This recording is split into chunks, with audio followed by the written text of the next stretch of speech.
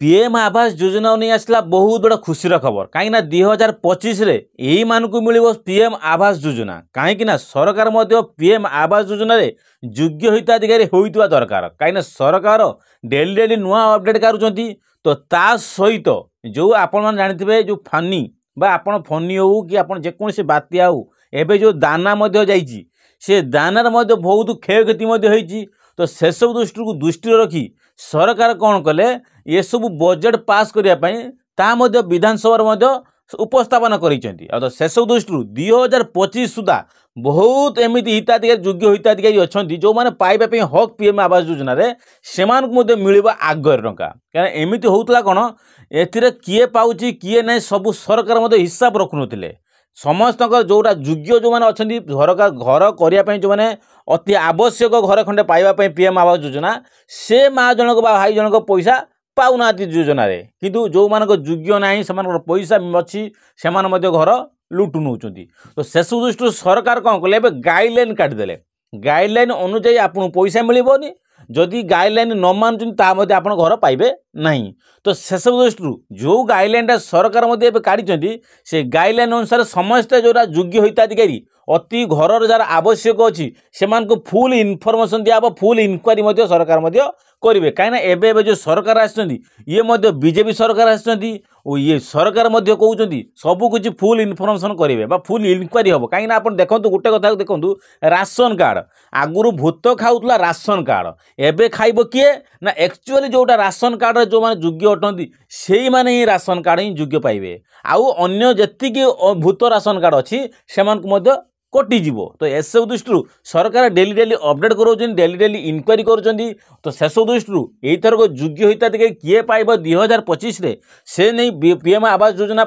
केते मेंशन कराब केते टका बजेट पास हम ये सब नहीं सरकार मंतव्य रखिंट तो शेष दृष्टि क्यों मैंने यही गाइडलाइन को पूर्ण करुँच आपण मैंने यही गाइडलाइन को पूर्ण करुँच आपण मानक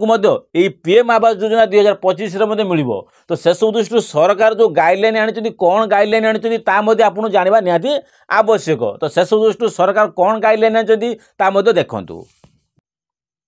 तो आपण मैंने देखिपे 10,500 रु कम रोजगार थिले मिल पार घर तो पूर्वर वंचित होता हिताधिकारी को सामिल हो पारे जो मैंने पूर्वर एमाने वंचित अच्छा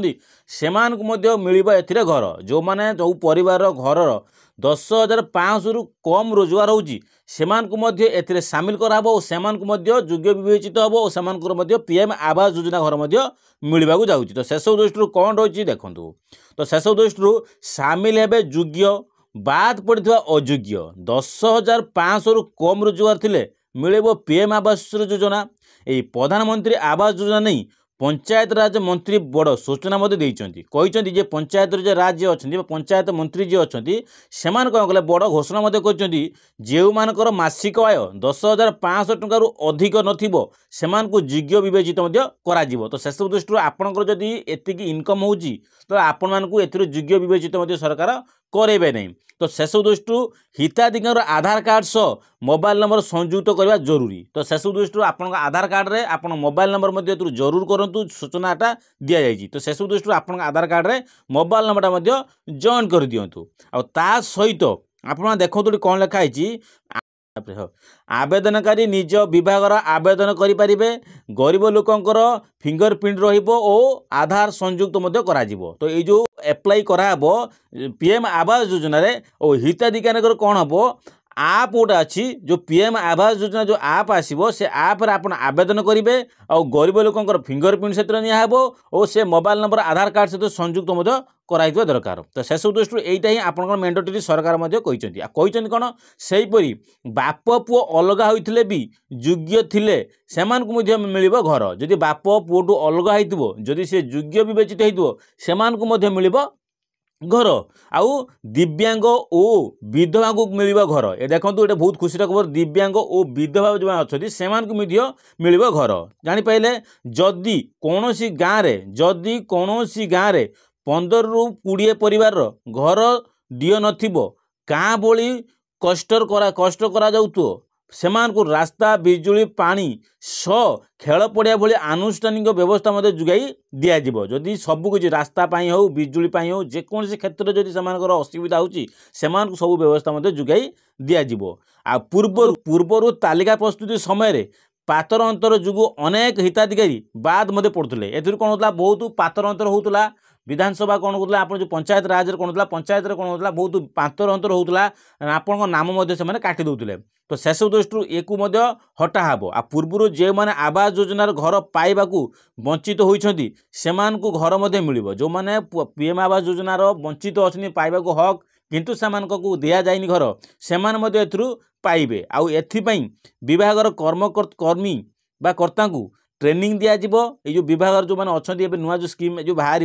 से जो विभाग जो अच्छा जो विभाग पीएम आवास योजना जो विभाग लोक कर्मचारी अच्छा से ट्रेनिंग दिज्व। आउ 2 मास मध्य काम सर बोली मंत्री कहते 2 मास भितर ये सब कंप्लीट करे बोली मंत्री कहते। तो यू दृष्टि आप जापर 2 मास मैंने एटा तो गला जान डिसेम्बर मास आउ गोटे जनवरी मास यही जनवरी आउ डिसेम्बर 2 मास भितर आपंकर घर कंप्लीट हम आपण आप्लिकेसन ऑन हम और भितर आपण फिंगरप्रिंट दे अप्लाई करेंगे। जदि आपणकर सबकुछ स्टेटमेंट देखले जदि आपणकर यही अनुसार जो 10,500 जो इनकम हो आप सैलरी अकाउंट आप इनकम टैक्स जो पैन कार्ड सहित आधार कार्ड जो लिंक अच्छी से अनुसार से कौन जापर जे आप इनकम केते इनकम सोर्स केते तो सही अनुजाई आप घर कटा जो मैंने योग्य होता से घर दिज्व। तो शेष दृष्टि यहाँ सरकार बड़ निष्पत्ति। तो शेष दृष्टि जो मानदंड अच्छी बा पीएम आवास योजना जो गाइडलाइन आसी तो एक सब मानवा पड़ो आ सहित आपड़ी ये गाइडलाइन जब आप पूरण कर फिंगरप्रिंट देकी सरकार जो पदक्षेप देते फिंगरप्रिंट सहित मोबाइल नंबर आप आधार कार्ड मोबाइल नंबर लिंक करूँ आउ ये आप माध्यम आप एप्लाय करूँ और फिंगरप्रिंट देकी वेरीफाई करूँ। जदि सरकार वेरीफाई कलापर जदि आप योग्य विवेचित जना पड़े आपको तुरंत आपको पीएम आवास योजनार घर दिज्व। आ जो मैंने योग्य विवेचित हेबेनी से कटा हम अयोग्य हिताधिकारी